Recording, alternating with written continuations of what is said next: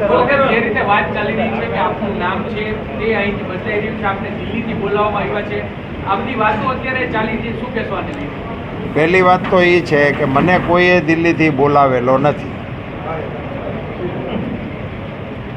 પછી બીજું પૂછો. આપ કેન્દ્રીય કેબિનેટની બેઠકમાં ભાગ લેવા જવાના છો એવી વાત છે. તમારી 3, 4 અને 7 તારીખ રિઝર્વ રાખવામાં આવી છે.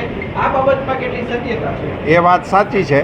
મેં 3જી અને 4થી તારીખ એ અનામત રાખેલી હતી, એટલે એના કાર્યક્રમો પાર્ટી તરફથી અહીંયા અમારા જે લોકલ ડે ટુ ડેના બને છે એ નથી બન્યા. 3જી અને 4થી તારીખ હું અમદાવાદ ખાતે રોકાવાનો હતો, પણ 3જી તારીખ કેબિનેટની આવેલી હોય, હું કદાચ કેબિનેટની અંદર ભાગ લેવા માટે જઈ શકું છું. જે રીતે આપના નામની જગ્યાએ મોહનભાઈ છે લડશે એવી વાત ચાલી રહી છે બજારમાં, શું કહેશો? એને એ અંગે આમ મારે કશી કોમેન્ટ ના કરાય. પાર્ટીના ઉમેદવારોને પસંદ કરવાના અધિકારો પાર્ટીની પાર્લામેન્ટરી બોર્ડને છે, એની અંદર ફેરફારો કરવાના અધિકારો પણ પાર્લામેન્ટરી બોર્ડને છે. એ અહીંયા કોઈ અટકળો કરવાની ના હોય, કોઈ એના અધિકૃત વક્તવ્યો સિવાયની વાતોમાં ક્યાંય ફેલાવવું ન જોઈએ. ને આજ 1 તારીખ છે, એટલે એમાં આજે તો પડવું જ ન જોઈએ. પરસોત્તમભાઈ, એક વાત એવી પણ ચાલી રહી છે કે મોહનભાઈ છે આપણા ડમી ઉમેદવાર તરીકે એમનું ફોર્મ ભરાઈ શકે એમ છે, જે ભરાઈ શકે એવું નથી, નિશ્ચિત જ છે. એ જ આપણી પાસે માંગીએ. મોહનભાઈનું ડમી ઉમેદવારી તરીકે ભરવાનું ડે 1થી નક્કી કરેલું છે.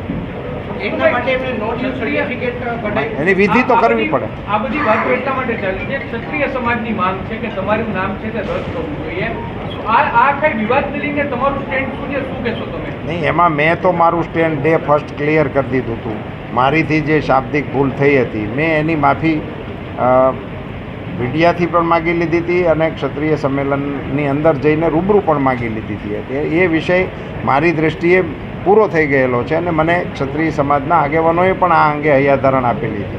અને એ વિષયને લઈને એમણે મારી પાસે માંગણીઓ ના કરી હોય, એમણે પાર્ટી સામે માંગણીઓ રાખી હોય. એ સમાજ અને પાર્ટી વચ્ચેનો વિષય છે, એમાં હું કંઈ કોમેન્ટ કરી અને વધારાનું કશું કરવાના મતનો નથી. ક્ષત્રિય સમાજના અન્ય આગેવાનોનું એવું કહેવું છે કે એ સંમેલન માત્ર ભાજપના ક્ષત્રિય આગેવાનો નહોતું, તમામ ક્ષત્રિય આગેવાનોનું નહોતું. એ એમના નિવેદનો છે. મેં કહ્યું ને કે એ વિષય હવે મારે વધારે કોમેન્ટ કરીને એ વિષયમાં હું કશું કહેવાના મતનો નથી. સામે 6 કે 7 તારીખે 5 લાખ ક્ષત્રિય સમાજ રાજકોટમાં એકત્ર થઈને જાહેર સભા.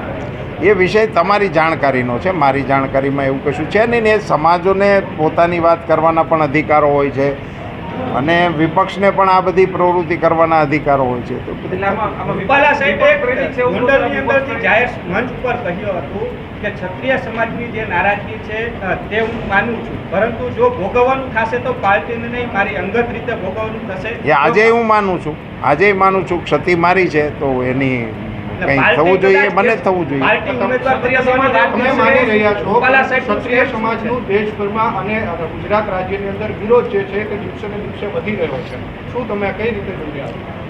અમે એને માટે એ સમાધાન થઈ જાય, ક્ષત્રિય સમાજની લાગણીને જે કવાણી હોય તો એટલા માટે તો મેં માફી માંગી છે.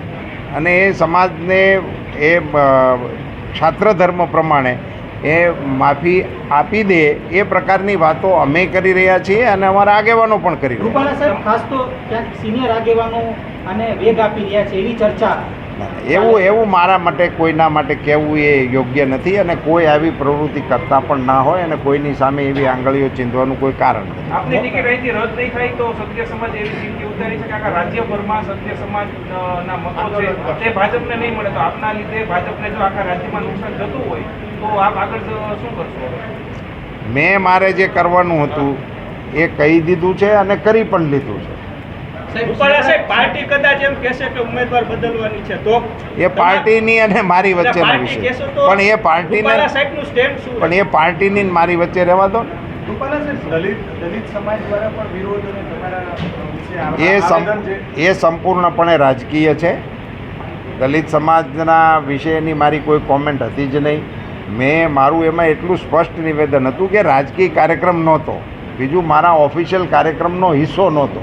હું એક કાર્યક્રમ આવો છે એવું જાણી અને શ્રદ્ધાંજલિનો એ કાર્યક્મ હતો, એટલે એની અંદર પોલિટિકલ ઓબ્ઝર્વેશન કરવાનો કોઈ આશય જ ના હોય.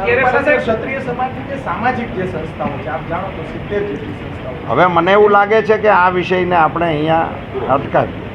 આ વિષયની ડિબેટ કરવાથી એનો કંઈ પ્લસ માઇનસ એનો અંત ના હોય.